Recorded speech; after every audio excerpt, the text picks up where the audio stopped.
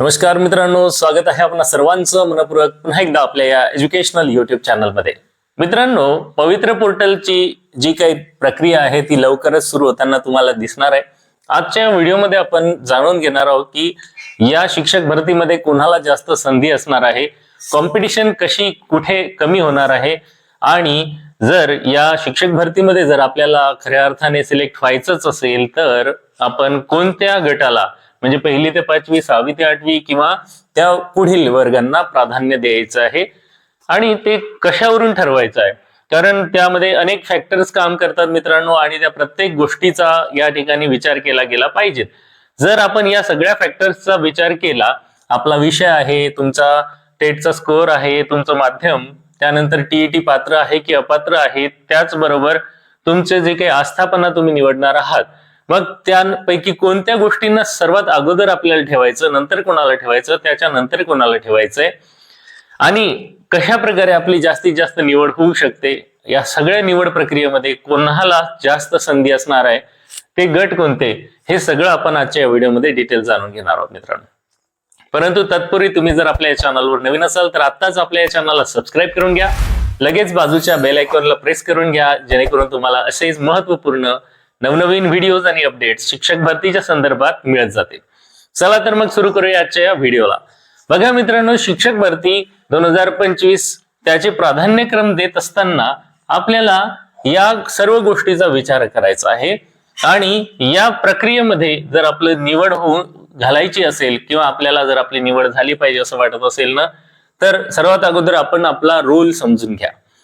तुम्ही कोणत्या गटामध्ये येता, तुमची जी शैक्षणिक आणि व्यावसायिक पात्रता आहे ती आधी तुम्हाला माहित असली पाहिजे। ऑलरेडी प्रत्येकाला माहित आहे, पण त्या शैक्षणिक पात्रतेनुसार, व्यावसायिक पात्रतेनुसार तुम्हाला पहिली ते पाचवीला निवडायचं आहे आधी की सहावी ते आठवी किंवा त्यावरील वर्ग।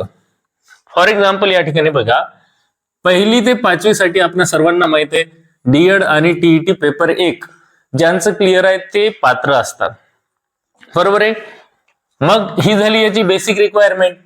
जर तुमचं डीएड आणि टीईटी एकच आहे तर तुम्ही फक्त आणि फक्त पहिली ते पाचवी साठीच पात्र आहात, ओके, हे सर्वांना माहित आहे। परंतु पुढच्या गोष्टी बघा, पुढे सगळी गोष्टी ज्यावेळेस आपण डिस्कस करूया त्यावेळेस तुम्हाला ते सगळं माहित पडेल। पहा, आता सहावी ते आठवीला तुम्हाला माहित आहे डीएड, त्यानंतर टीईटीचा पेपर 2, त्यानंतर तुमचं कोणतंही ग्रॅज्युएशन असेल, BA, BCom, BSc, DEd plus paper 2 किंवा एनी ग्रॅज्युएशन, बीए, बीकॉम, त्यानंतर बीएससी, बीएड असेल आणि टीईटीचा पेपर 2 असेल। साधारणतः सहावी ते आठवी साठी तुम्हाला जो टीईटीचा दुसरा पेपर पात्र असणं आवश्यक आहे हे माहित आहे तुम्हाला, असं मी गृहीत धरतो।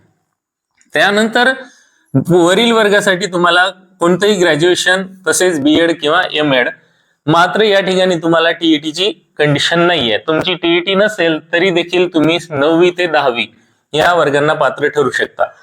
याला दुसऱ्या शब्दात असं म्हणता येईल की जर तुमची टीईटी नसेल तर फक्त तुम्ही 9वी, 10वी आणि त्या पुढील वर्गांसाठी पात्र आहात। तुम्ही पहिली ते पाचवी, सहावी ते आठवी मध्ये येऊ शकत नाही। आता स्पर्धा कुठे कमी होणार आहे मित्रांनो, बघा 1,71,000 अभियोग्यता धारक आहेत ज्यांनी सेल्फ सर्टिफिकेशन पूर्ण केलेलं आहे। हेच अभियोग्यता धारक या स्पर्धेच्या रिंगणामध्ये आहेत। आता यापैकी किती उमेदवार हे टीईटी पात्र आहेत? सर्वच्या सर्व टीईटी पात्र असणार आहेत का? नाही। त्यामुळे 6वी पर्यंत म्हणजे 1 ते 8वी पर्यंत ते स्पर्धेमध्ये नाहीतच आहेत, जे या टीईटी मध्ये अपात्र आहेत, बरोबर आहे। त्यांची स्पर्धा 9वी, 10वी, 11वी, 12वी इथे चालणार आहे, बरोबर आहे। म्हणजे स्पर्धा इथे कमी झाली, टीईटी अपात्र उमेदवार यामधून वजा झाले की संख्या आणखीन कमी होणार, ठीक आहे। त्यानंतर दुसरी गोष्ट, ज्या उमेदवारांचं केवळ बीएड आणि टीईटी पेपर 2 आहे, बीएड आहे डीएड नाहीये, म्हणून ते पहिली ते पाचवी साठी एलिजिबल ठरणार नाही। जरी त्यांनी बीएड कंप्लीट केलं, टीईटीचा पेपर 1 असेल, 2 असेल, तरी देखील त्यांना मात्र डीएड ची रिक्वायरमेंट असल्यामुळे ते पहिली ते पाचवी मध्ये येऊ शकणार नाही। त्यामुळे इथे देखील स्पर्धा काय होणार आहे, पहिली ते पाचवी साठी कमी होऊन जाईल, कारण बीएड असणारे 6वी ते 8वी साठीच प्राधान्य देणार आहेत, बरोबर आहे। त्यानंतर बघा, जर ज्या उमेदवारांचं डीएड आहे आणि टीईटी 1 आहे तेच उमेदवार फक्त 1ली ते 5वी साठी पात्र होणार आहेत. आणि कोणतंही ग्रॅज्युएशन असून ज्याने डीएड आणि टीईटीचा पेपर 2, टीईटीचा पेपर 1 असे पण कॅन्डिडेट असणार आहेत. टीईटीचा पेपर 1 आणि टीईटीचा पेपर 2, तर ते 1ली ते 6वी, 7वी, 8वी पर्यंत पात्र असणार आहेत. पण आता एक गोष्ट पुढे लक्षात घ्या, जर समजा हा कॅन्डिडेट आहे ज्याचा टीईटीचा पेपर 1 आणि टीईटीचा पेपर 2 दोन्ही पण पात्र आहेत, ठीक आहे. मग आता हा कॅन्डिडेट ज्यावेळेस प्रिफरन्सेस देणार आहे, चला मानूया आपण त्याचा टेटचा स्कोअर पण सर्वात चांगला आहे. मग आता हा 9वी 10वीला प्राधान्यक्रम देऊ शकणार आहे का? नाही देऊ शकणार का? देऊ शकतो ना, कारण त्याची पुढची पात्रता त्याच्याजवळ आहे का? जर त्याने बीएड वगैरे केलेला असेल, तसाही कॅन्डिडेट असेल, तर तो या 6वी ते 10वी पर्यंत कोणत्या याला पहिले प्राधान्य देईन सांगा? ज्याचा पेमेंट स्केल जास्त आहे त्याला वर ठेवावं लागणार आहे. मार्क चांगले आहेत, मग तुम्हाला जिथे सॅलरी जास्त भेटणार आहे तुम्ही ती निवडणार आहे की खालचे वर्ग निवडणार आहे, हे मला सांगा.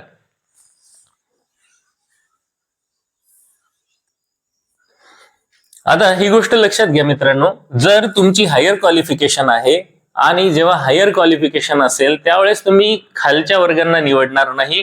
तो उमेदवार काय करेल, समोरचे वर्ग निवडेल. म्हणजे तो प्राधान्य देत असताना जास्त सॅलरी असलेला वरचा वर्ग निवडेल, बरोबर आहे की नाही?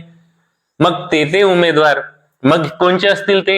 हे डीएड असणारे, त्याचबरोबर बीएड असणारे, पेपर 1 पेपर 2 असणारे, हे वरच्या वर्गांना टार्गेट करतील.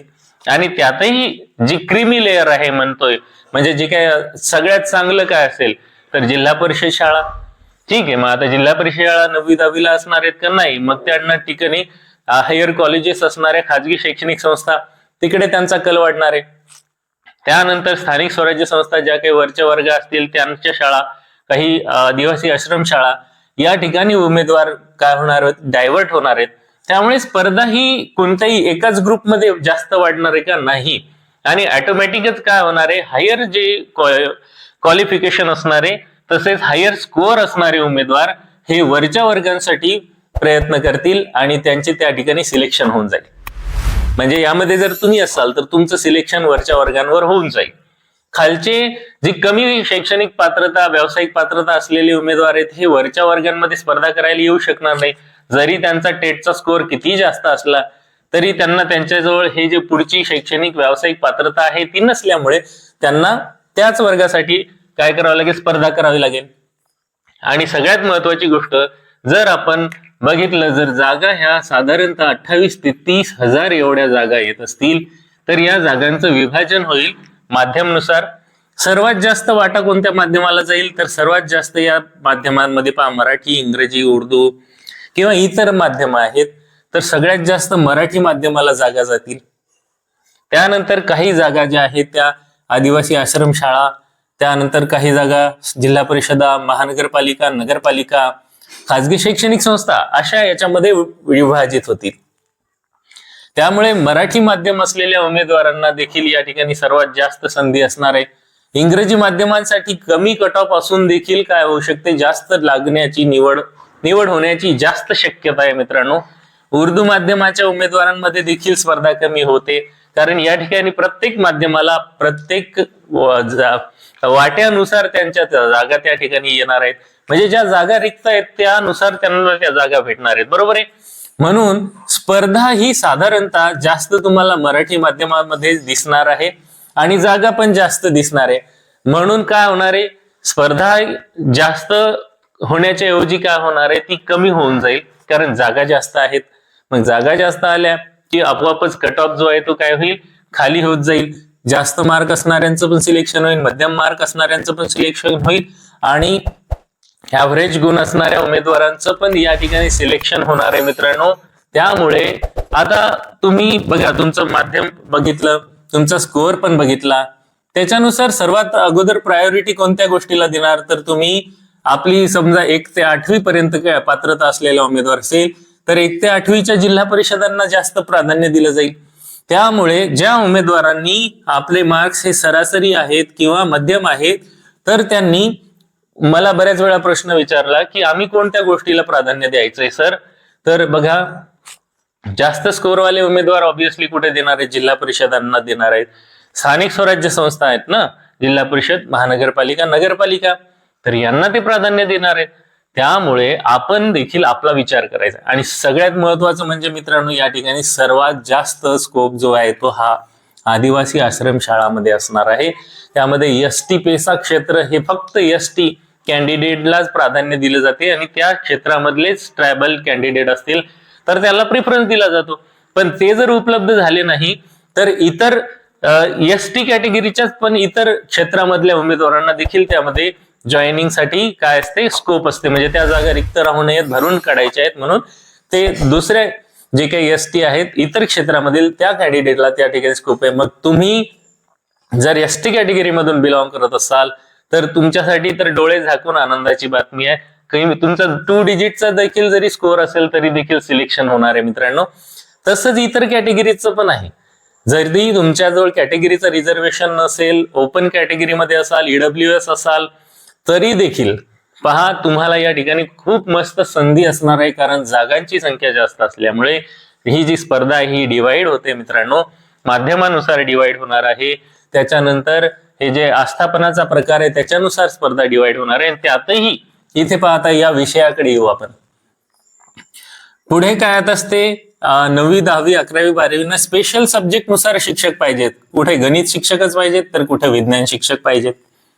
गणित आणि विज्ञान असलेल्या उमेदवारांना जास्त संधी आहे. मग काय सामाजिक शास्त्रवाल्या उमेदवारांना नाहीये असं नाहीये, त्यांच्यासाठी देखील संधी असणार आहेत. मग सामाजिक शास्त्र असलेल्या जागांवर सामाजिक शास्त्र असलेले उमेदवार येणार आहे, बरोबर आहे की नाही. मग त्यांच्यासाठी देखील जागा आहेत. काही ठिकाणी पहा 6वी ते 8वी मध्ये आर्ट्स टीचरची गरज आहे, त्यानंतर फिजिकल एज्युकेटर टीचरची गरज आहे. त्यामुळे या कला आणि क्रीडा शिक्षकांना देखील या ठिकाणी काय आहे, संधी आहे. आता यांच्यासाठी देखील इथे जागा आहेत. मॅथ आणि सायन्स हे तुमचं कुठे चालणार आहे, किंवा सोशल सायन्स हे कुठे जास्त चालणार आहे. हे 1 ते 5 साठी तर नाहीच आहे ना, त्याच्या पुढे चालणार आहे ते. मॅथ आणि सायन्स म्हणजे 6वी ते 8वी पासून पुढे किंवा त्या दरम्यान. मग जे ऑल सब्जेक्ट वाले कॅन्डिडेट आहेत, म्हणजे डीएड वाले आहेत, त्यानंतर टीईटीचा पेपर 1 वाले आहेत, तर ते ऑल सब्जेक्ट साठी एलिजिबल आहेत, बरोबर आहे की नाही. मग या ऑल सब्जेक्ट मध्ये तुमची जी स्पर्धा आहे मित्रांनो, या ठिकाणी काय होते, डिव्हाइड झालेली आहे. आणि ज्या उमेदवारांनी या 1ली ते 5वीला जास्त स्थानिक स्वराज्य संस्थांच्या प्रकारानुसार जिल्हा परिषद, महानगरपालिका, नगरपालिका, आश्रमशाळा किंवा खाजगी शैक्षणिक संस्था यांच्या प्राथमिक शाळांची संख्या जास्त आहे, बरोबर आहे की नाही.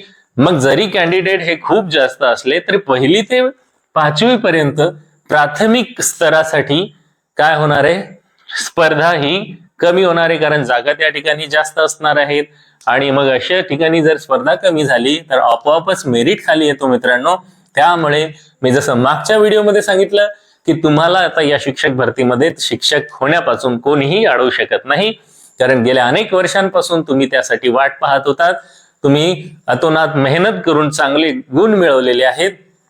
काही उमेदवारांचं परीक्षेमध्ये गोंधळ जरी झाला असेल तरी तुमचा मीडियम स्कोअर असेल, ऍव्हरेज स्कोअर असेल तरी होप लूज करायचे नाहीयेत. तुम्ही शेवटपर्यंत होप ठेवायचे आहेत. आणि प्राधान्यक्रम देत असताना आता सुरुवातीला किती आस्थापना निवडायच्या, त्याच्यानंतर दुसऱ्या कोणत्या किती निवडायच्या, यासाठी मी सेपरेट वेगळा व्हिडिओ तुम्हाला देणार आहे. तसा व्हिडिओ मी ऑलरेडी चॅनलवर अपलोड देखील केलेला आहे. परंतु पुन्हा नव्याने तुम्हाला ही माहिती मी आणखीन नवीन व्हिडिओच्या माध्यमातून देणार आहे मित्रांनो. त्यामुळे काळजी करू नका, कुठल्याच प्रकारचं टेन्शन घेऊ नका. आणि आता निश्चिंत राहा.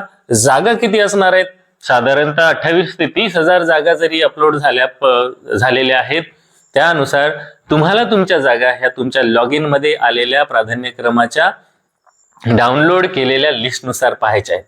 त्यामुळे त्या जागा कशा पाहायच्यात याच्यासाठी आपण वेगळा व्हिडिओ बनवूया. आजचा व्हिडिओ आणि ही माहिती तुम्हाला कशी वाटली हे देखील कमेंटमध्ये नक्की नोंदवा. आणि तुमचा काही अभिप्राय असेल ते देखील मला कमेंटच्या माध्यमातून कळवा. आणि हो मित्रांनो, व्हिडिओ जर आवडला असेल तर हाईप करायला विसरू नका, लाईक करायला देखील विसरू नका. चॅनलवर नवीन असाल तर आताच आपल्या या तुमच्या हक्काच्या चॅनलला सबस्क्राईब करून घ्या, बेल आयकॉनला प्रेस करून घ्या आणि नोटिफिकेशन बेल ऑलवर सेट करा, जेणेकरून तुम्हाला असेच महत्त्वपूर्ण आणि जे शैक्षणिक घडामोडी असतील शिक्षक भरतीच्या संदर्भातील सगळी माहिती आपल्या चॅनलच्या माध्यमातून मिळत जाईल. पुन्हा भेटूया नवीन व्हिडिओमध्ये नवीन माहितीसह. तोपर्यंत आपणा सर्वांना खूप खूप शुभेच्छा. Thank you for watching till two the end.